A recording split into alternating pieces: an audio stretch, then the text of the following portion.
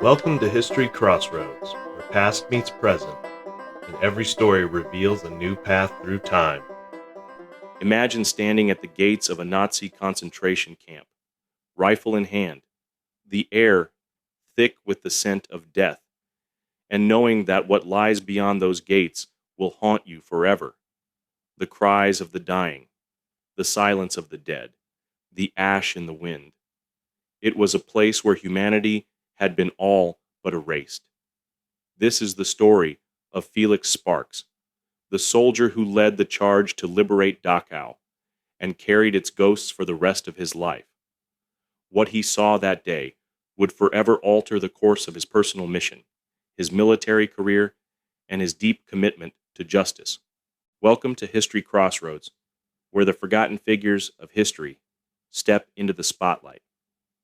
I'm your host, Adam, and today we dive into the life of a man whose sense of justice, unwavering courage, and deep humanity made him a legend among soldiers, Brigadier General Felix Sparks. Through war, law, and memory, Sparks never stopped fighting for what was right. His name may not be as well known as Patton or Eisenhower, but his legacy is no less heroic. Today, we explore how one man's moral compass and refusal to surrender his humanity made him a symbol of resilience in a world unraveling. His story is one of grit, compassion, and leadership under fire, and it deserves to be remembered. Felix Lawrence Sparks was born on August 2nd, 1917, in San Antonio, Texas. Raised during the harsh years of the Great Depression, Sparks grew up in Arizona, where he learned to meet adversity with determination. His family, like many others, struggled to make ends meet. Young Felix often took odd jobs to support the household and understood from an early age what hard work and sacrifice meant. He joined the Civilian Conservation Corps, a New Deal program aimed at putting young men to work in public service, where he spent his days building infrastructure and planting trees. These early experiences fostered a strong sense of discipline and responsibility and kindled his lifelong interest in leadership and service to others. Eventually, Sparks enlisted in the U.S. Army with the goal of defending not only American soil, but the very values he had come to cherish. He was commissioned as a second lieutenant and joined the 157th Infantry Regiment of the 45th Infantry Division, nicknamed the Thunderbirds, a unit made up largely of National Guard soldiers from the southwestern United States. The Thunderbirds were known for their toughness, unity, and deep-rooted ties to Native American symbolism and tradition. Sparks' first combat experience came during the Allied invasion of Sicily in July 1943, where his leadership under fire earned him early distinction. Respected by his men and known for sharing every hardship they faced, Sparks led from the front, exemplifying calm under pressure, even in the fiercest enemy assaults. His bravery wasn't just physical, it was moral. Sparks refused to treat war as a glory game. He believed in protecting his men, doing the job right, and treating civilians and prisoners with decency, even when the enemy did not. As the war raged on, he faced unimaginable challenges that would have broken many. But Sparks endured. From the treacherous mountains of Italy to the hedgerows of France, Sparks led his men through some of the toughest fighting in the European theater. At Anzio, his unit faced near annihilation, pinned down by relentless German assaults. It was in these crucibles of combat that Sparks began to understand the thin line between survival and catastrophe. He made life-or-death decisions daily, knowing that a single mistake could cost him everything. His promotion to captain, and later major, was a reflection not of political connections, but of grit, guts, and battlefield prowess. He earned the Bronze Star, Silver Star, and multiple Purple Hearts, not just for bravery, but for his unwavering commitment to the lives of the men under his command. As the war pressed into its final brutal months, Sparks and the 45th Infantry Division advanced into Nazi Germany. By the spring of 1945, they had witnessed cities reduced to rubble, entire populations displaced, and civilians caught between collapsing regimes and advancing armies. Yet nothing could prepare them for what they were about to encounter. On April 29, 1945, as the Allies closed in on Munich, Sparks led his men to the outskirts of the infamous Dachau concentration camp. What greeted them was a scene beyond comprehension. Over 30,000 prisoners, many skeletal and near death, and hundreds of bodies stacked like firewood.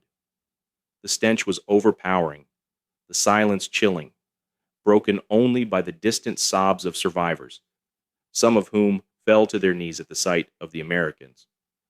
Inside a train near the camp were nearly 40 railcars filled with more than 2,000 corpses, a mobile tomb of suffering. The air was so foul that many soldiers vomited upon entering. The camp, once a place of order twisted for evil, had become a charnel house, where even time seemed to stand still. Sparks and his soldiers were not just stepping into a military objective, they were walking into the aftermath of a genocide. Many of the men, toughened by years of battle, broke down in tears. Others stood frozen in horror. One soldier would later recall the look in Sparks's eyes as he surveyed the carnage, an expression of steely determination laced with anguish. As Sparks and his troops moved through the camp, they encountered a group of SS guards who had surrendered. However, the sheer horror of what they had just witnessed pushed some of the soldiers beyond their breaking point. Several of them began executing the guards on the spot. Sparks, arriving on the scene, immediately stepped in and ordered a halt. Though emotionally torn and furious, he understood the line that separated justice from vengeance. His command and control, in that moment, preserved the moral clarity of the mission. They were not just avengers, they were liberators. If they crossed that line, they would become what they had fought so hard to destroy.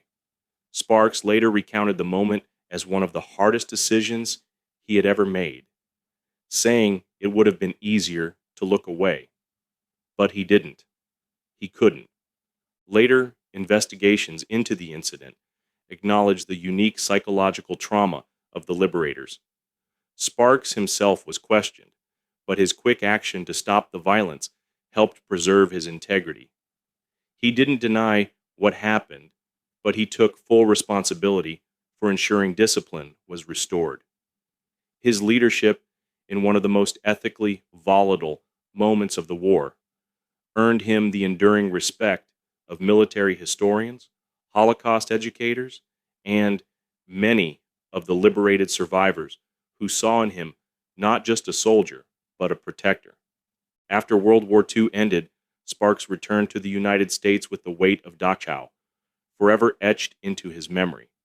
The transition to civilian life was not easy, but Sparks approached it with the same resolve he had shown in battle. He resumed his military service in the Colorado National Guard, steadily rising through the ranks and eventually becoming a brigadier general. At the same time, he pursued a law degree and entered the legal profession.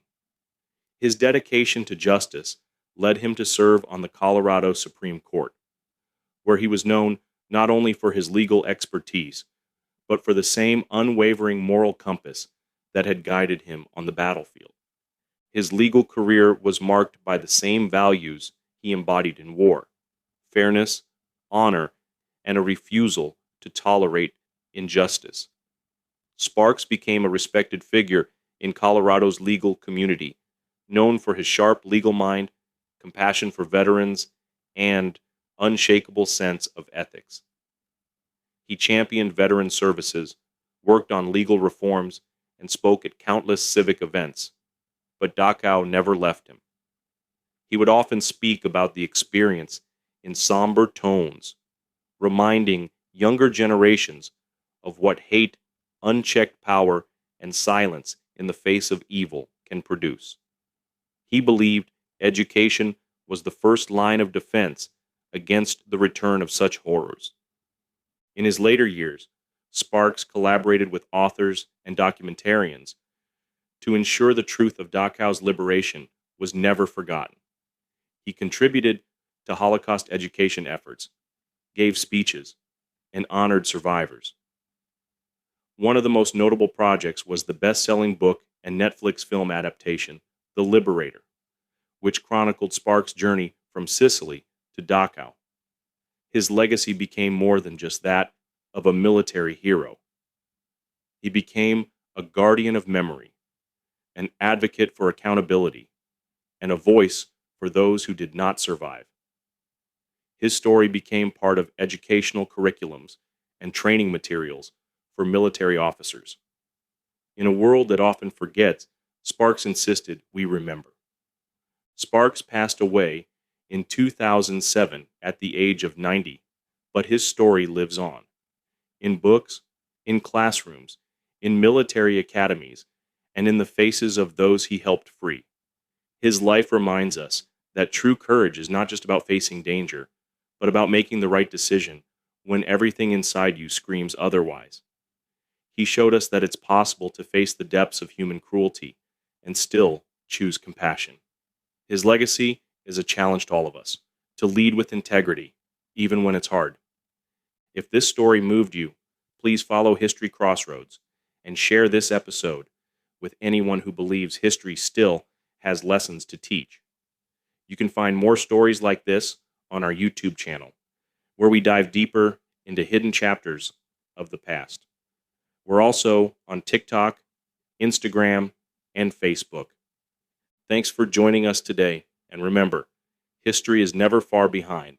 It's waiting at the crossroads, ready to be heard.